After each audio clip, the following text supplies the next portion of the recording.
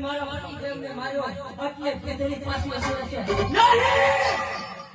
આજે ખોટું મારવાની તાકાત છે કે તારી જેવી એક ગોળની પણ એને આવે તો લડવા માટે તૈયાર છે તો હાલ તો સાલ તારા પતિનું તો આયા મોત કર્યું છે જો તારું ન કરું તો ગાડી ગઈ તો હું પણ ભાગવાની મારી